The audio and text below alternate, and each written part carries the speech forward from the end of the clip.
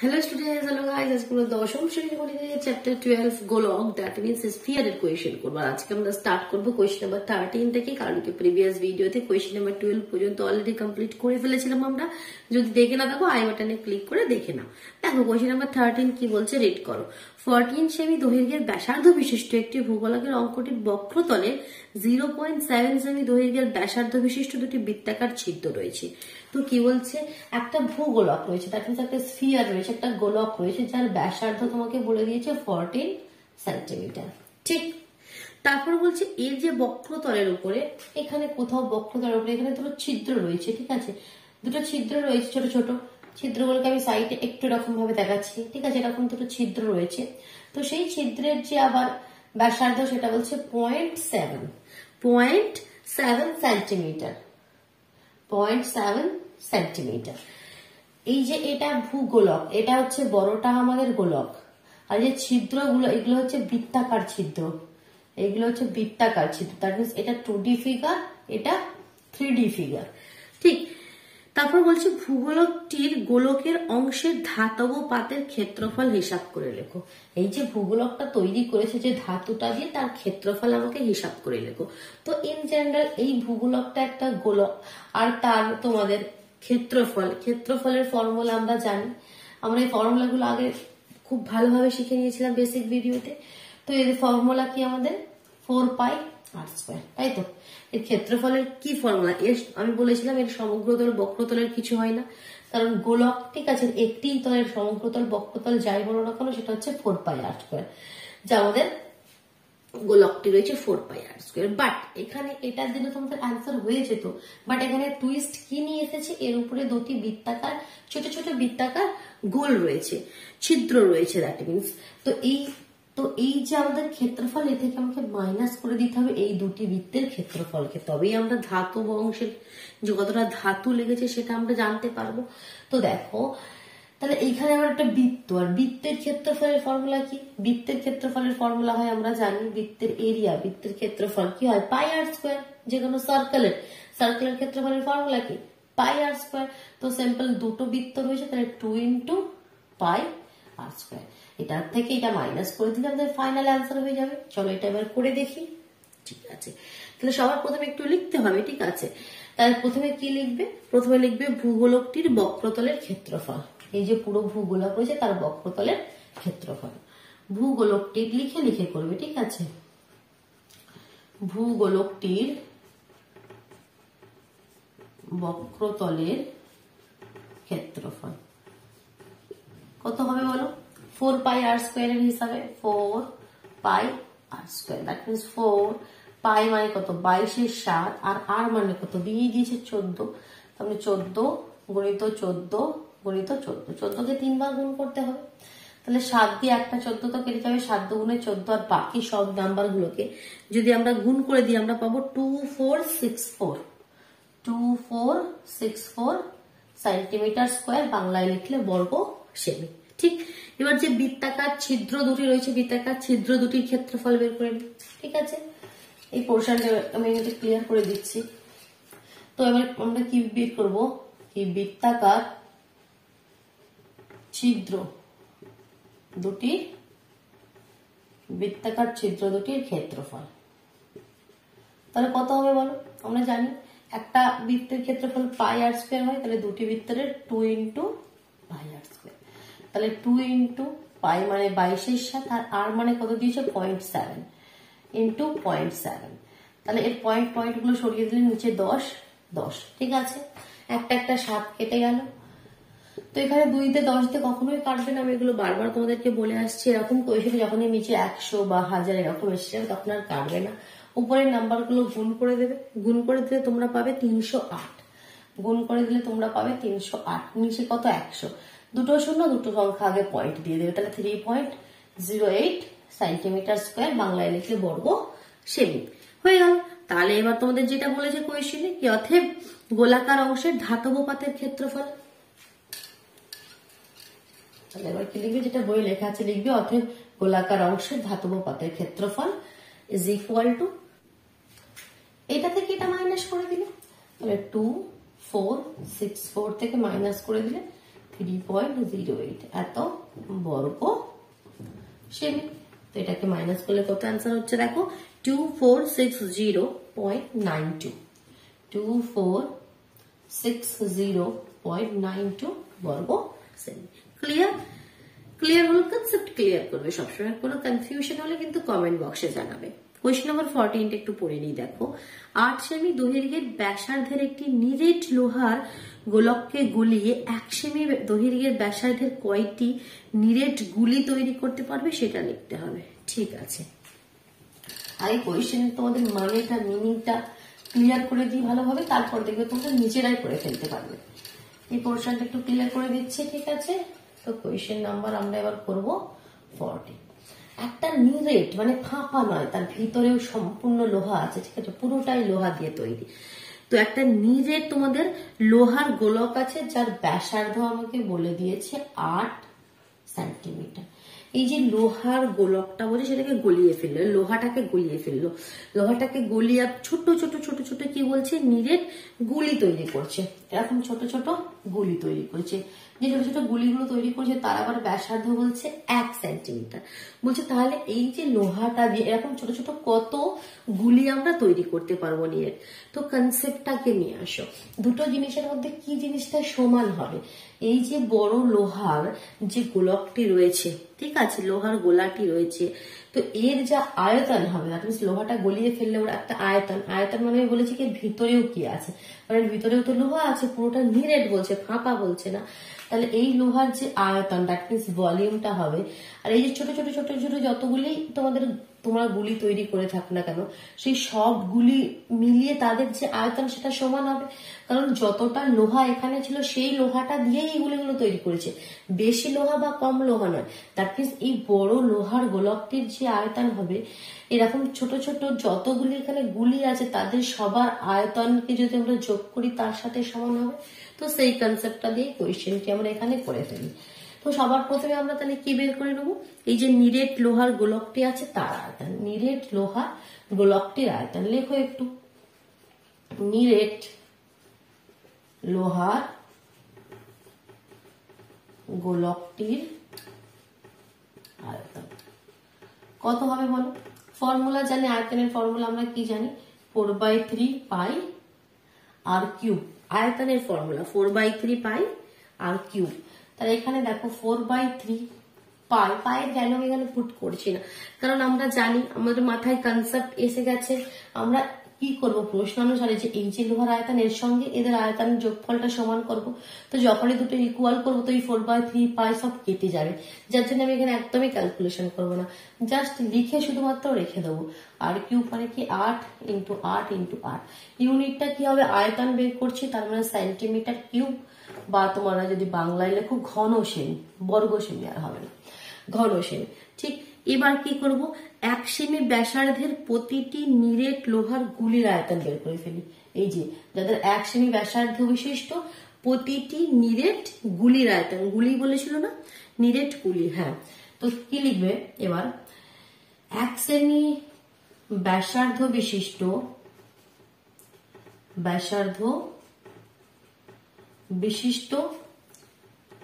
ছোট নিরেট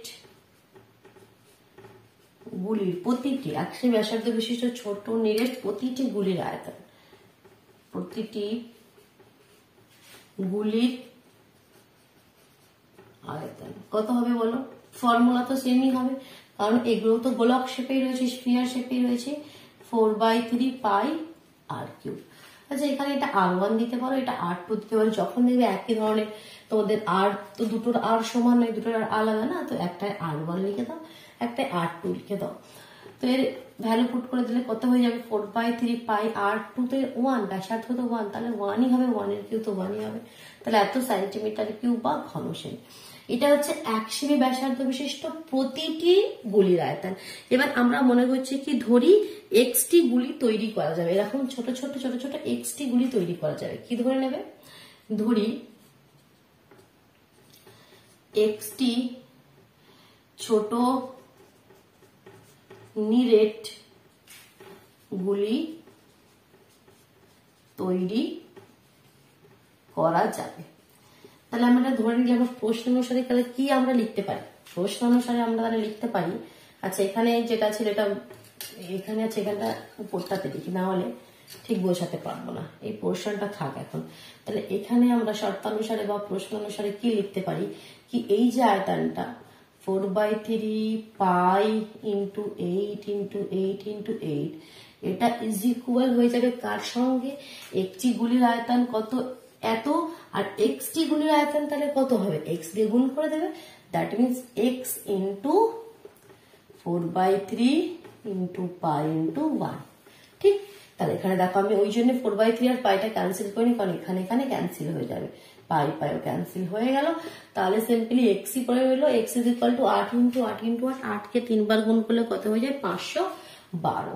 তার মানে এক্স এর ভ্যালু হয়ে গেল 512। তাহলে কটা এরকম ছোট ছোট নিরেট গুলি তোমরা তৈরি করতে পারবে, 512। ক্লিয়ার হলো, কোনো কনফিউশন নেই। এবার দেখো নেক্সট চলে যাও 15 দাগের, এবার আমাদের যে শর্ট শর্ট কোয়েশ্চেন গুলো থাকে এমসিকিউ টাইপ, সেগুলোতে আমরা চলে যাচ্ছি। ক্লিয়ার হলো দুটো কোয়েশ্চেন, কোনো কনফিউশন নেই। এই পোর্শনটা একটু ক্লিয়ার করে দিচ্ছি। এবার আমরা চলে যাব 15 দাগের কোয়েশ্চেন। কোয়েশ্চেন নাম্বার 15 এর মধ্যে এ বি সি রয়েছে, তো প্রথমে এ দাগের কোয়েশ্চেন করছি। এ দাগের ফার্স্ট কোয়েশ্চেনটি করছি। তো কোয়েশ্চেনটি কি বলছে দেখো, 2r একক দৈর্ঘ্যের ব্যাসার্ধ বিশিষ্ট নিরেট গোলকের আয়তন। একটা গোলক রয়েছে যার ব্যাসার্ধ বলে দিয়েছে 2r, তো তার আয়তন 4টি অপশন রয়েছে, দেখো কোন অপশনটি ঠিক হয়। আয়তনের ফর্মুলা আমরা জানি 4/3 পাই r কিউব, r মানে এখানে 2r রয়েছে, তাহলে তার কিউব হয়ে যাবে। তার মানে কত হয়ে যাবে 4/3 ইন্টু পাই ইন্টু 2 এর কিউব, মানে 2 দুগুণে 4, 4 দুগুণে 8, 8 এর কিউব, দ্যাট মিনস 4 আসছে 32 পাই আর কিউব বাই 3। দেখো এটা বোধ হয় হ্যাঁ প্রথম একদম অপশন এ তোমাদের তাহলে সঠিক অপশন হয়ে গেল। নেক্সট দেখো 2 এর দাগের কোয়েশ্চেনটি একটু রিড করো, কি বলছে দেখি। দুটি নিরেট গোলকের আয়তনের অনুপাত দিয়ে দিয়েছে, দুটি নিরেট গোলক রয়েছে, তাদের আয়তনের অনুপাত মনে করো এর ব্যাসার্ধ r1, এর ব্যাসার্ধ r2, তাহলে আয়তনের অনুপাত কি হয়ে যাবে, আয়তনের কি ফর্মুলা 4/3 পাই r কিউব, তাহলে r1 কিউব, আর একজনের হয়ে যাবে 4/3 পাই r2 কিউব। দুটি গোলকের আয়তনের অনুপাত তোমাকে দিয়ে দিয়েছে 1:8, 1/8। আর তোমাকে কিসের অনুপাত চেয়েছে, তাদের বক্রতলের ক্ষেত্রফলের অনুপাত। তাহলে বক্রতলের ক্ষেত্রফল মানে কি, বক্রতলের ক্ষেত্রফলের ফর্মুলা আমরা জানি, সেটা কি হয় 4 পাই r স্কোয়ার, তাহলে 4 pi r1 square by 4 pi r2 square. তো দেখো এরকম কোয়েশ্চেনে সবসময় দেখবে যখন একটা অনুপাত দিয়ে দেবে সেখান থেকে r1 বাই r2 এর ভ্যালু পেয়ে যাবে, কারণ কি 4/3 কেটে যাবে, পাই পাই কেটে যাবে, r1 বাই r2 এর কিউব 1/8 আছে, তাহলে r1 বাই r2 কত হয়ে যাবে, r1 বাই r2 কত হয়ে যাবে 1/2, কারণ এটা তো কিউব, তাহলে 1/2, 2 কে 3 বার গুণ করলেই তবে তো 8 হয়, তাহলে r1 বাই r2 হয়ে যাবে 1/2। তো এখান থেকে সবসময় এরকম ভাবে এই মানটা বের করে নেবে বা সেটা এখানে পুট করে দেবে, কারণ বক্রতলের ক্ষেত্রফলের অনুপাত চাইছে, এখানেও দেখবে 4 পাই কেটে যাবে, তাহলে কি r1 বাই r2 এর স্কোয়ার, r1 বাই r2 আমরা হাফ পেয়েছি, তাহলে হাফ এর স্কোয়ার কত হয়ে যাবে 1/4, 1/4। দেখো অপশন রয়েছে 1/4, হ্যাঁ অপশন বি তে রয়েছে 1/4, মানে 1:4। নেক্সট কোয়েশ্চেন নাম্বার 3 তে মুভ করি। ইজি কোয়েশ্চেন, এগুলো তো ইজি কোয়েশ্চেন, শুধুমাত্র কনসেপ্ট ক্লিয়ার থাকলেই হয়ে যাবে। 15 দাগের এ এর 3 নম্বর কোয়েশ্চেনটি করছি। 7 সেমি দৈর্ঘ্যের ব্যাসার্ধ বিশিষ্ট একটি অর্ধগোলকের সমগ্রতলের ক্ষেত্রফল। অর্ধগোলক যেমন একটা যে কোনো বাটি বা যে কোনো এরকম টাইপের অর্ধগোলক, তার ব্যাসার্ধ বলে দিয়েছে 7, ব্যাসার্ধ বলে দিয়েছে 7। তো অর্ধগোলকের ক্ষেত্রে আমি ভালোভাবে বুঝিয়ে দিয়েছিলাম সমগ্রতল আসে আবার বক্রতল আসে। বক্রতল মানে কি শুধু সাইডটা, সমগ্রতল মানে কি সাইডটাও নেবে আর এখানে একটা সার্কেল শেপ বানবে সেটাও নেবে, দ্যাট মিনস বাইরেটা কত হয়, টোটাল যে গোলকের আমাদের ক্ষেত্রফল হয় বক্রতলের সেটা হয় 4 পাই r স্কোয়ার, তাহলে অর্ধেক গোলকের কত হবে 2 পাই r স্কোয়ার। তার সঙ্গে আবার এই সমগ্রতল বলেছে, তাহলে এই দিকে সার্কেলটাও নিতে হবে, সার্কেলের আমরা জানি পাই r স্কোয়ার, তো যার জন্য তাহলে কত হয়ে যাবে 3 পাই r স্কোয়ার, 3 পাই r স্কোয়ার। তাহলে জাস্ট ভ্যালু পুট করে দাও, 3 গণিত পাই গণিত r মানে 7, 7 7 49, আর 49 কে 3 দিয়ে গুণ করে দিলে কত পাবে তোমরা 147, 147 পাই। দেখো অপশনে রয়েছে 147 পাই বর্গসেমি, হ্যাঁ অপশন সিতে রয়েছে, তাহলে এটা আমাদের সঠিক অপশন। ঠিক, চলো এবার তাহলে আমরা 4 এর দাগের কোয়েশ্চেনটি করে নিই। 4 এর দাগের কোয়েশ্চেনটি করি।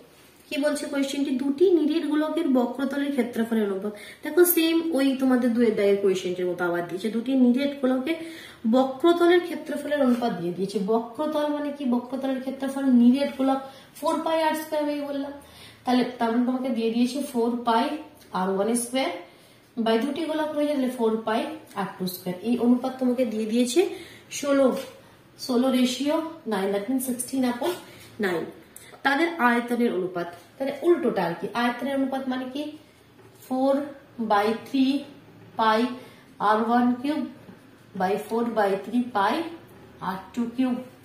তো সিমিলারলি এখান থেকে আগে r1 বাই r2 এর ভ্যালুটা আমরা বের করে নিই, 4 পাই কেটে গেল, r1 r2 এর স্কোয়ার 16/9, তাহলে r1 বাই r2 কত হয়ে যাবে, 4 4 16 হয় আর 3 3 9 হয়, 4/3, সেই ভ্যালুটা এখানে পুট করে দেবো, এটা কেটে যাবে।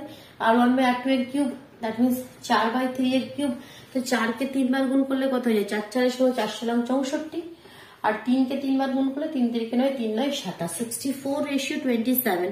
দেখো অপশন এ তে রয়েছে, তাহলে এটা আমাদের সঠিক অপশন। বোঝা যাচ্ছে, কত ইজি কোয়েশ্চেন। দেখো এবার নেক্সট আরেকটি কোয়েশ্চেন রয়েছে, কোয়েশ্চেন নাম্বার 5, সেটা একটু করে নিই, ক্লিয়ার করে দিচ্ছি, অসুবিধা হলে অবশ্যই কিন্তু কমেন্ট বক্সে জানাবে।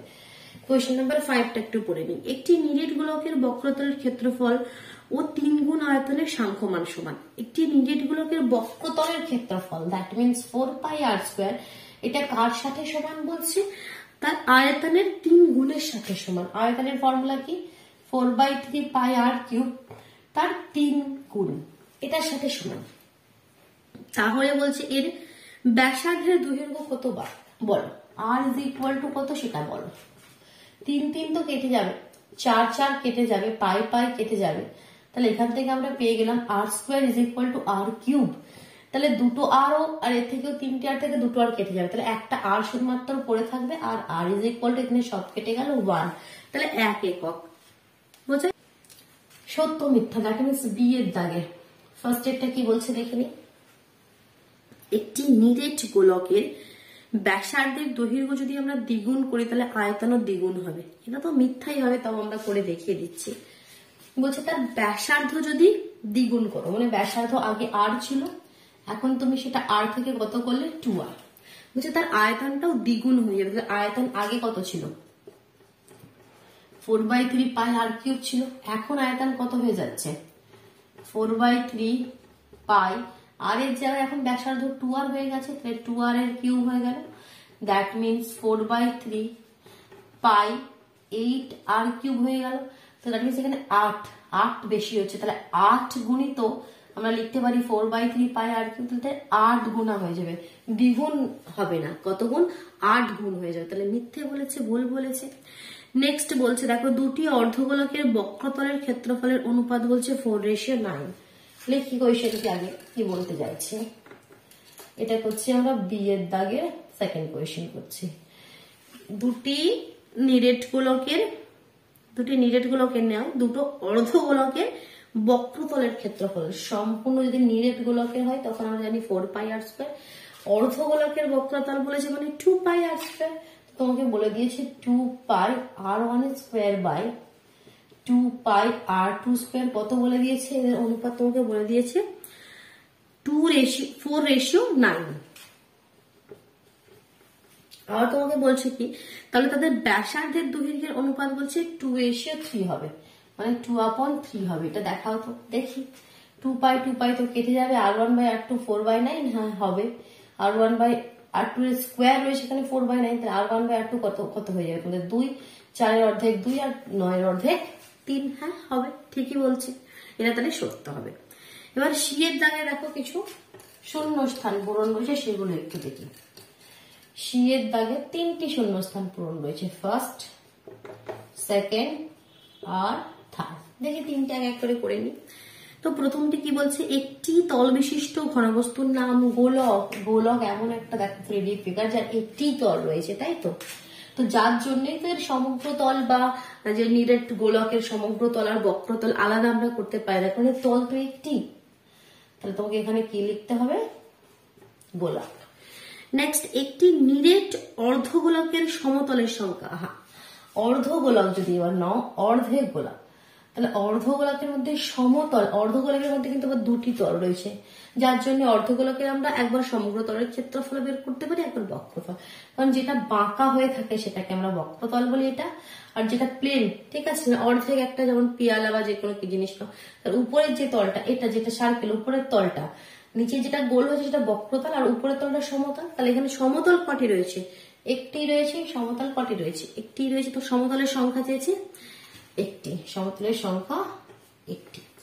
নেক্সট, একটি নিরেট অর্ধগোলকের ব্যাসার্ধের দৈর্ঘ্য 2r একক হলে সমগ্র তলের ক্ষেত্রফল ড্যাশ পাই আর স্কয়ার। ব্যাসার্ধ বলছে 2r, তো লিখি আমি, ব্যাসার্ধ বলছে 2r, সম্পূর্ণ গোলক নয়, অর্ধগোলকের ব্যাসার্ধ। তাহলে এটা আমাকে এভাবে আঁকা দরকার, এরকম, ঠিক আছে। অর্ধেক যে গোলক তার ব্যাসার্ধটা বলে দিয়েছে 2r। তাহলে বলছে কি তার সমগ্র তলের ক্ষেত্রফল, আর সমগ্র তলের ক্ষেত্রফলের ফর্মুলা আমরা জানি 3πr স্কয়ার।